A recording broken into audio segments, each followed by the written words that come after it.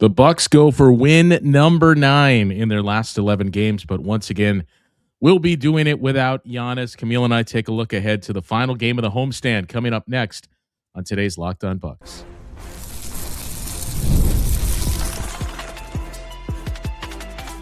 You are Locked On Bucks, your daily Milwaukee Bucks podcast, part of the Locked On Podcast Network, your team every day.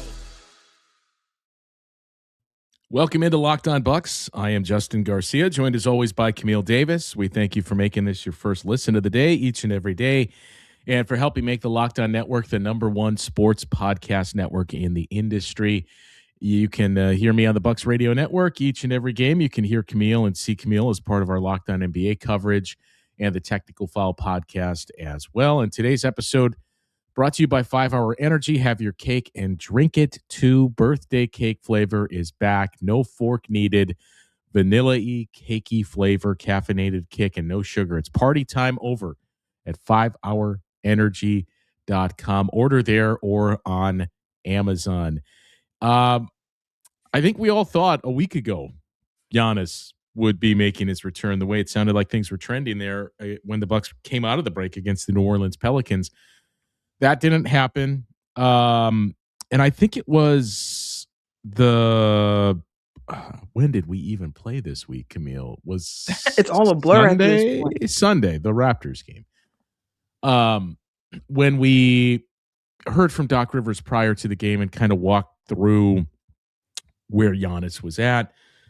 I know there's been some frustration with some of the local scribes that it seems like the goalposts have moved a little bit in some of the answers they've gotten there. But I came away from the game against Miami and hearing Doc's responses thinking, I think we're going to see him Friday. And we're not. I don't think we're going to see him Sunday because I don't see how much sense that would make, assuming you should be able to beat the Bulls anyway. But at this point, I don't think you're going to play him in back-to-back games. Right. So why would you play him, bus him down to Chicago for an afternoon game, come back, and then, okay, now we got the Celtics and you're going to be off this night. So I guess Monday would be the earliest, but, Doc is going to be answered the question. He's going to be frustrated with the question, but it's going to be very telling in the answer that we get tonight.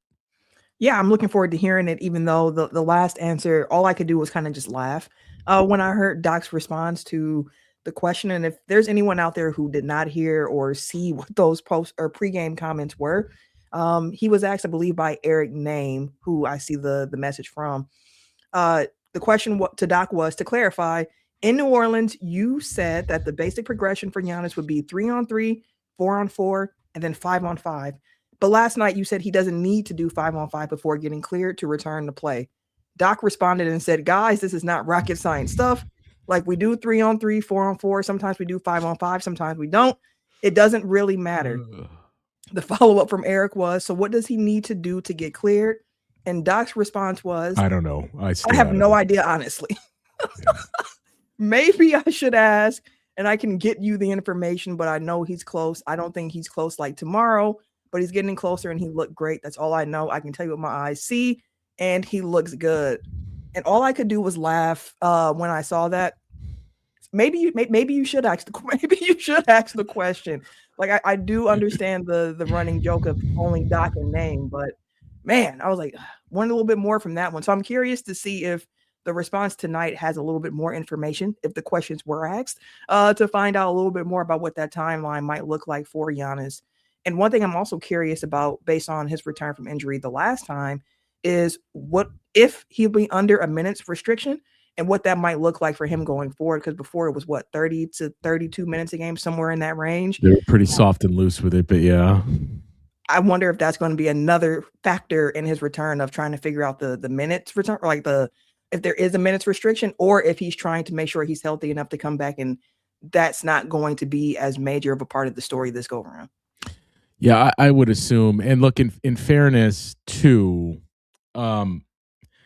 we got the exact same answer from Kenny Atkinson. Now, basically, it is a different scenario there, where that was literally hours prior the news had broken that James Harden had a fracture in his thumb, but almost verbatim, the exact same thing from Kenny Atkinson of like, guys, I don't know. I stay out of those conversations. I'm not sure. I know they're going to check him out, but I don't know what that means or when we're going to arrive to the answer. That we got that a couple of times from Kenny Atkinson. So it's not just Doc that answers it. The outlier are the coaches that are very Direct. candid of like, yeah, like Billy Donovan is a good example of it too. Of like, well, I mean, I think we're still seeing some swelling and we're not really liking that. So we're just going to give it a couple more days and see this. Like the majority of the coaches don't give you that. Now I understand with this coach specifically, if we can look at it in a vacuum and just remove the overall feeling that a lot of the fan base has of him, there's been a lot of this. And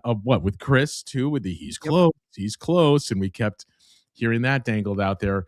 So yes, it's I understand the frustration for the fan base. I understand the frustration for Jim and Eric who have to write these stories. I understand the frustration to a lesser extent for Doc Rivers to know, like, I'm going to have to answer this question and I'm going to have to give you the same answer each and every time. But the good news is, if you would have told me coming out of the break, Giannis is not going to play in any of those games, in any of the 5 games, the 4-game homestand, the first game coming out of New Orleans, he's going to miss all of them. Oh, my assumption was we're going to get Giannis for 20 of those 29 games. Yeah. Back-to-backs, I think you would probably not play him in both. And you'd pick other games where it makes sense of here we can get him 4 days off if he misses this or that type of thing.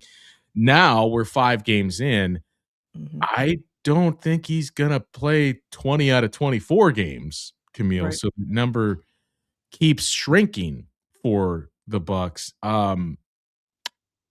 Completely reckless speculation here, considering we don't know when he's going to return. But how many games? So what? 24 games left, correct? I believe so. How many would you say he plays in? Ooh. My gut response says like around like 15 to 17, somewhere in that range where you're in the teens, I think, going forward at this point.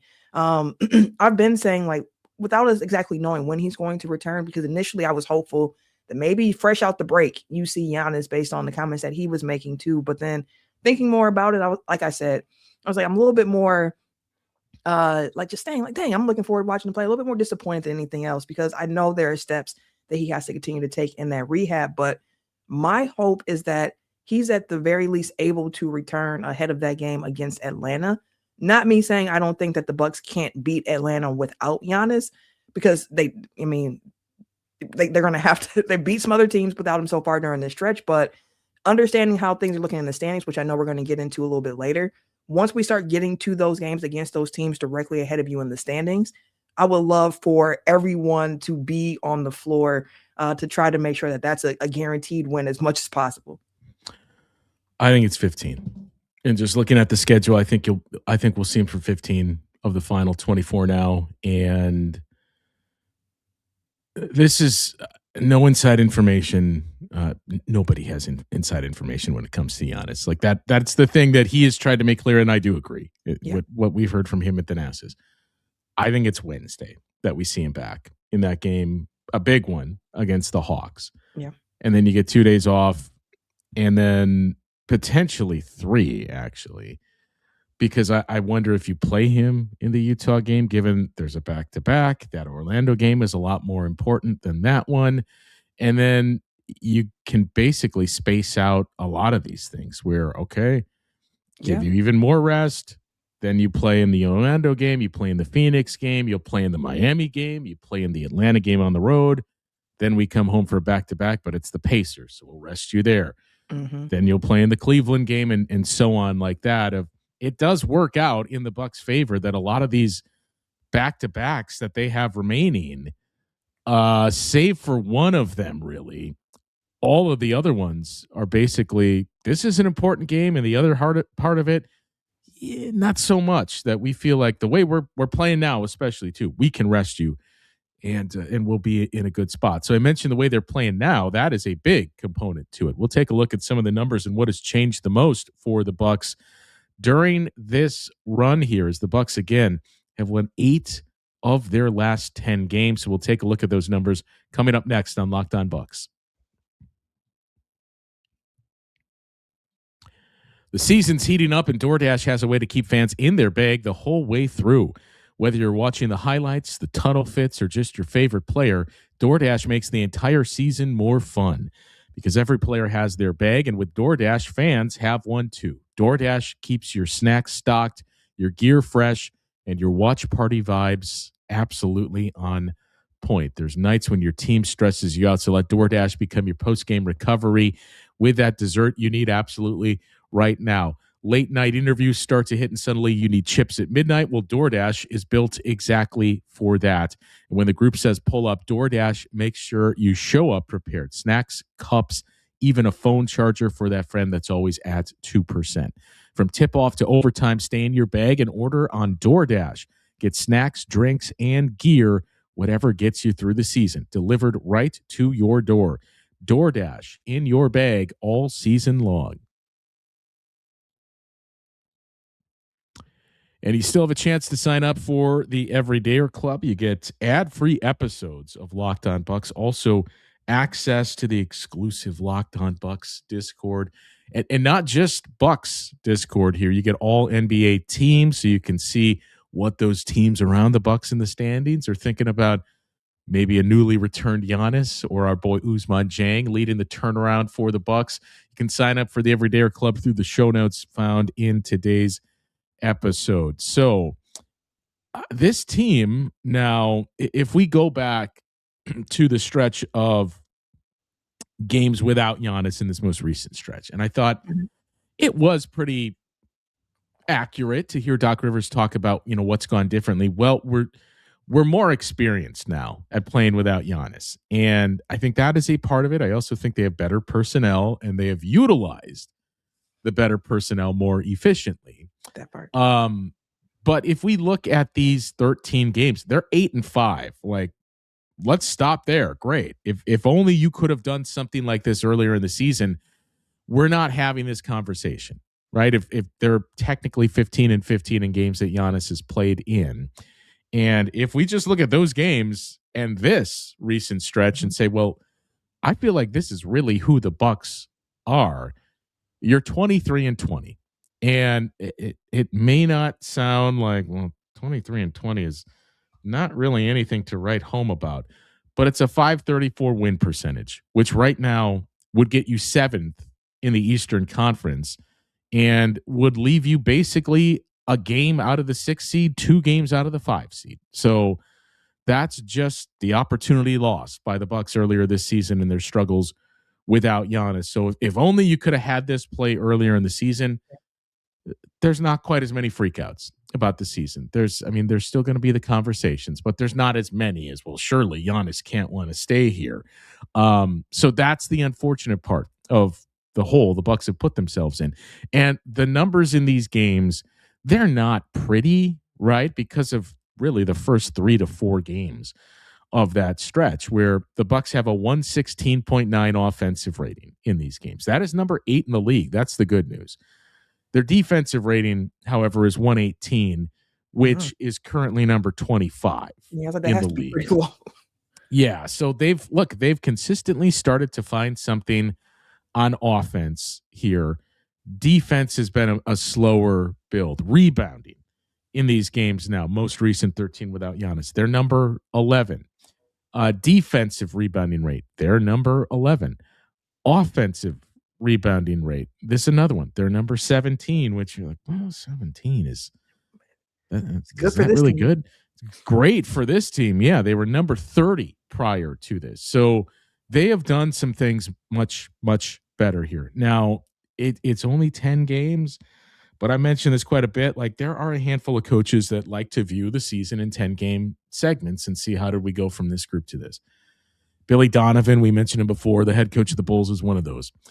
And in this 10-game stretch where the Bucks have gone 8-2, so you take out 3 of the biggest offenders in that stretch of playing without Giannis, because you had the Sixers game out of there, another ugly loss to the Washington Wizards, and then just pulverized by the Boston Celtics. Yeah. Taking those out of the stretch.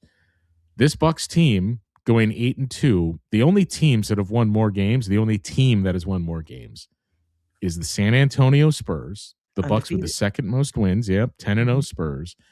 Their offensive rating is 120.6, which is number 3 in the league behind Cleveland and San Antonio, and they're comfortably behind them, by the way. Their defensive rating, 116, still not great, but it's getting better. It's 21st.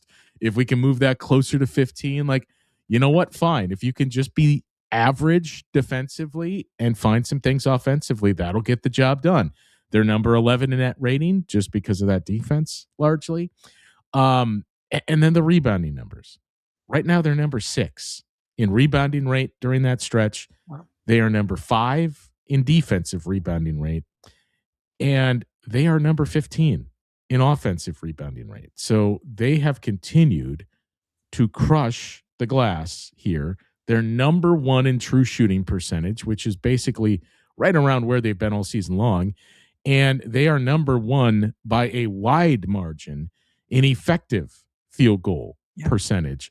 You couple that with the fact that their turnover rate has been in the bottom 10.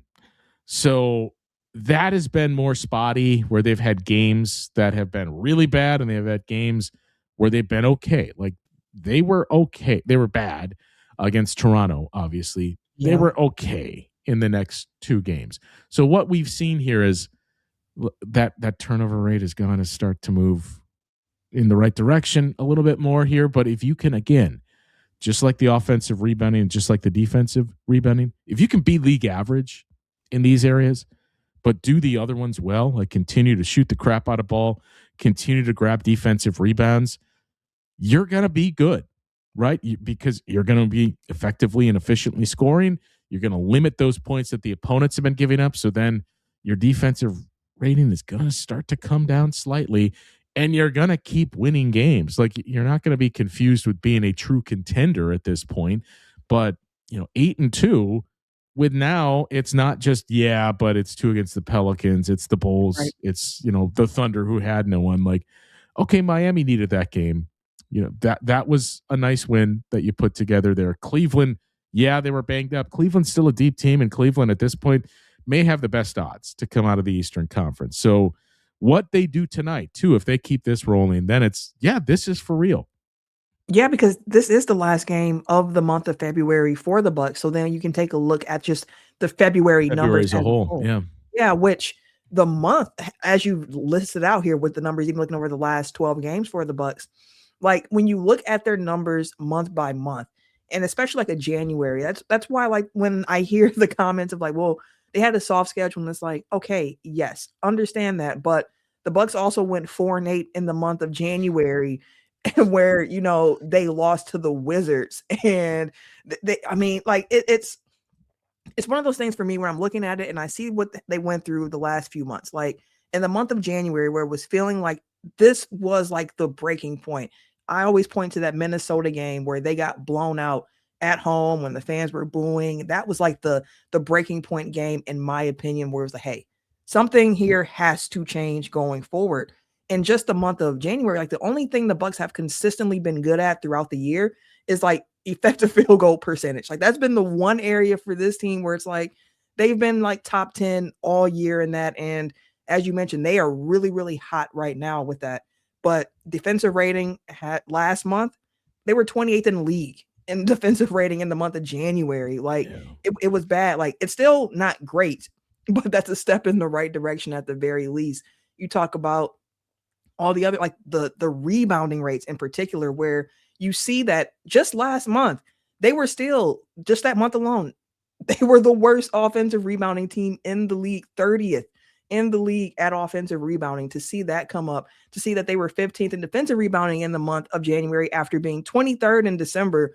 It's just like this team has just been consistently inconsistent in certain areas. They haven't been good in others. So to see what they've put together in this month, I don't really care who it comes against, because we've seen this very same team lose these games against teams where you're like, that should be one you should win.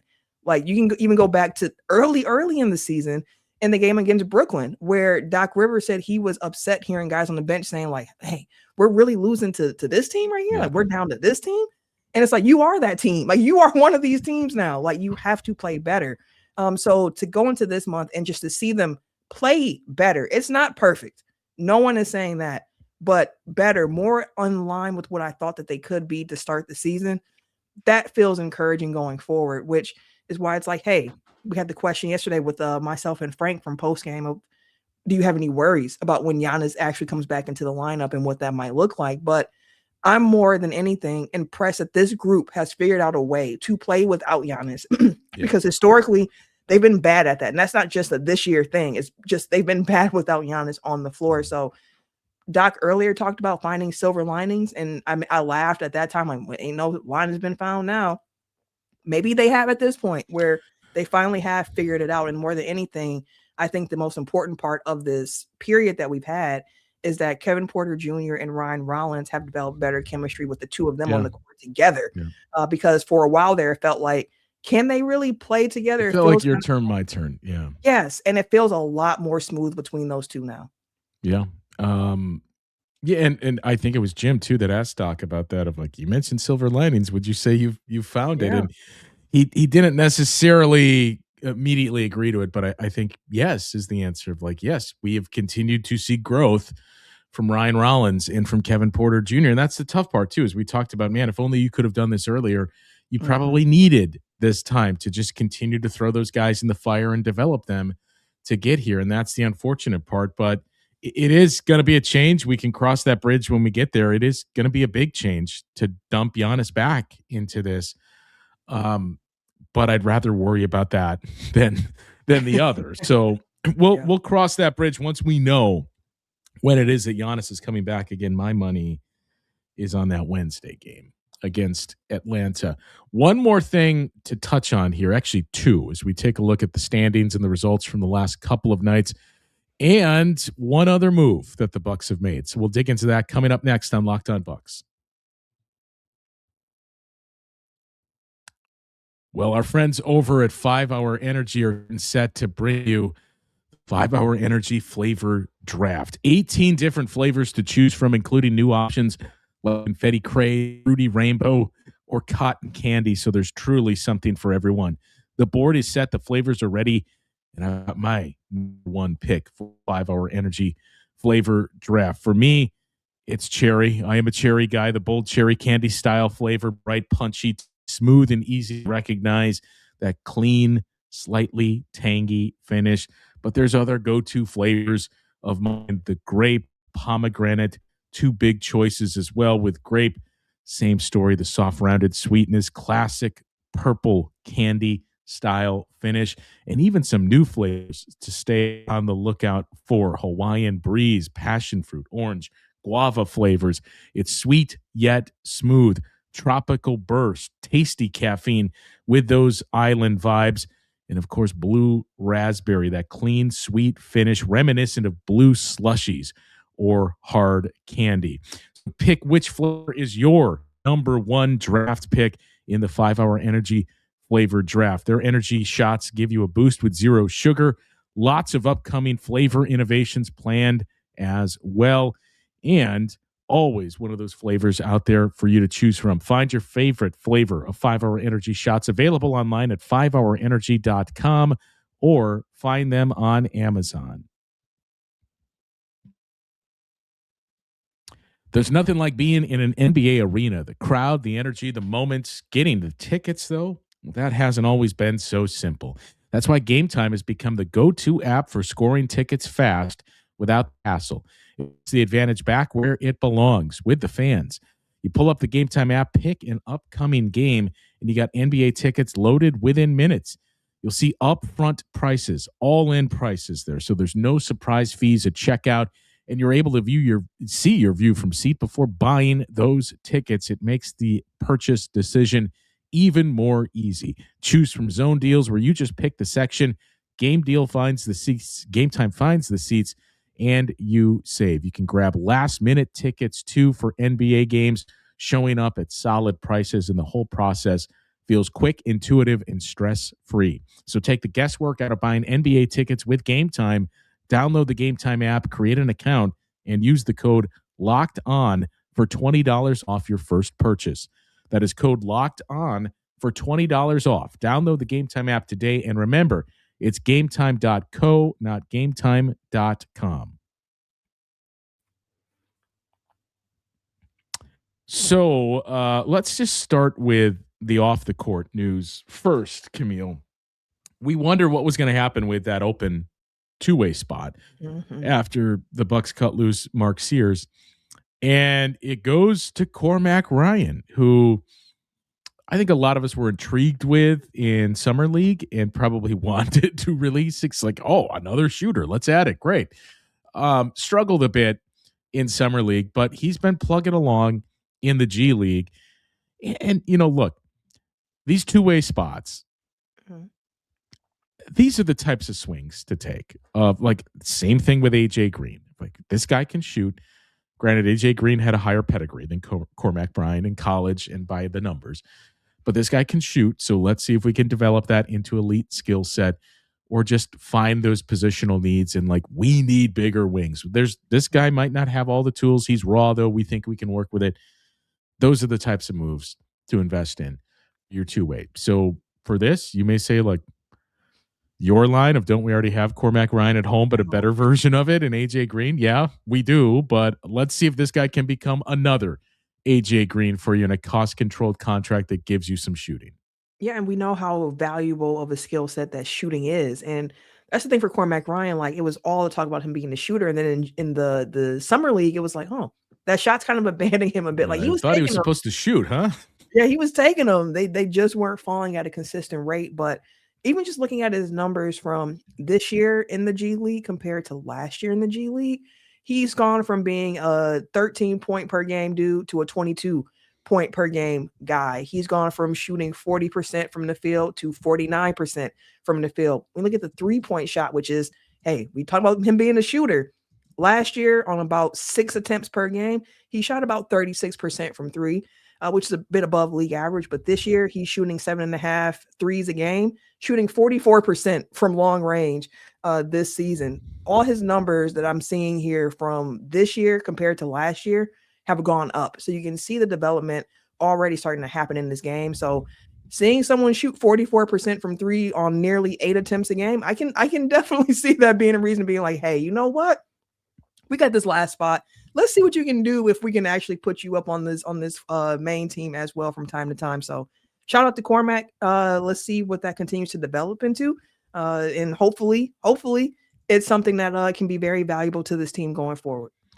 Yeah, you mentioned the G League numbers, and the other thing I'd point out with Cormac Ryan as well is his last 3. He was a 5-year college, 6 years in college, but a 5-year college player.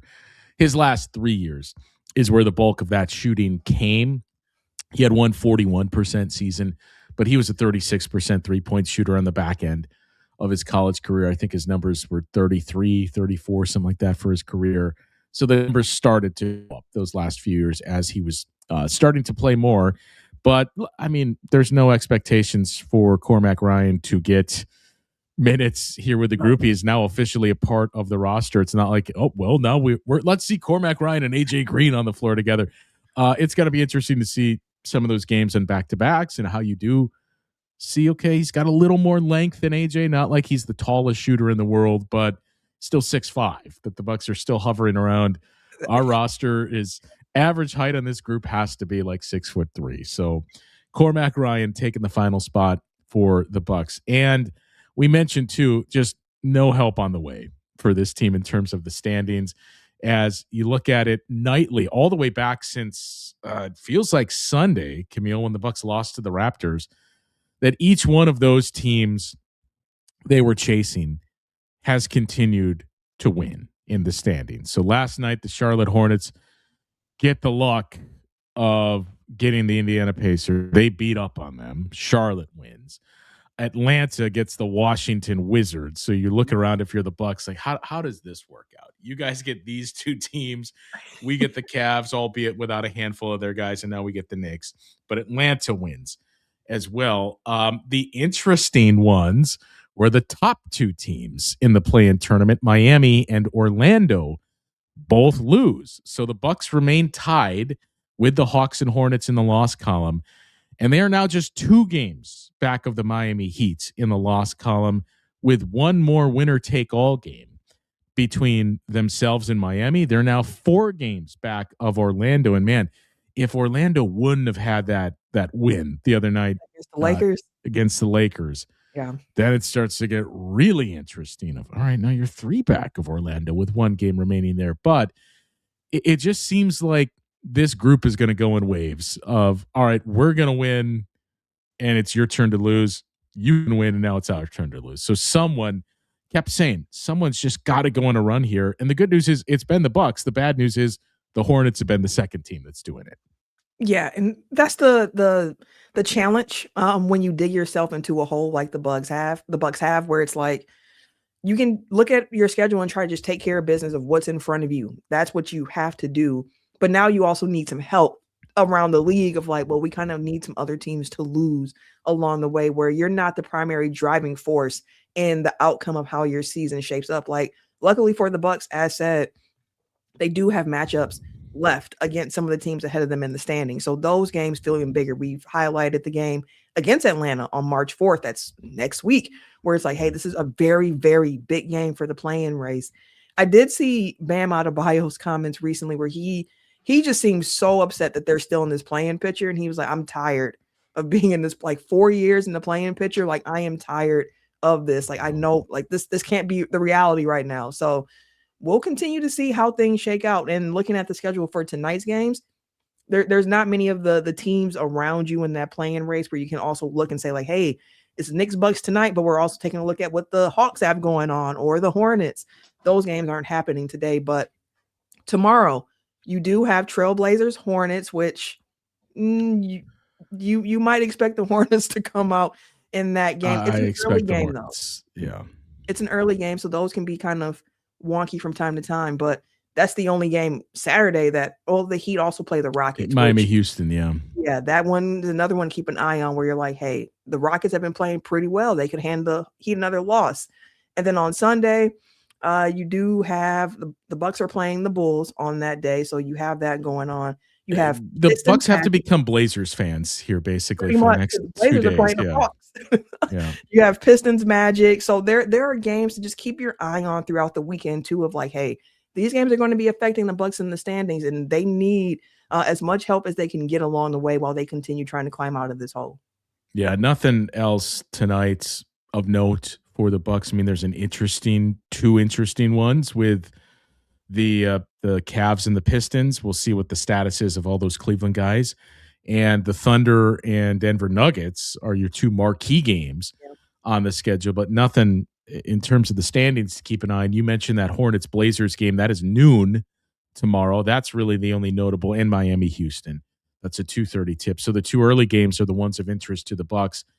And then Sunday, there's a lot, right? I mean, the Bucks have a winnable game. You should expect to win against the Chicago Bulls. You got the Spurs and the Knicks. Not so much for Bucks concern, but should be an entertaining game. Yeah, you got, unfortunately, same time as the Bucks, but another Timberwolves Nuggets game at 2:30, and then those 2 that we referenced of Portland, Atlanta, and Detroit, Orlando. Those both 5 o'clock tips. So those will get started just as soon as we wrap up our game on Sunday. So that's the schedule in front for the next couple of days, and was trying to take a peek ahead too, just to see like, when does it really change for Atlanta or for Charlotte? And the answer is not really anytime soon. Even after those games, Charlotte has Dallas. Then they do have a back-to-back with Boston, but it's going to take some time. And Atlanta has quite a bit of rest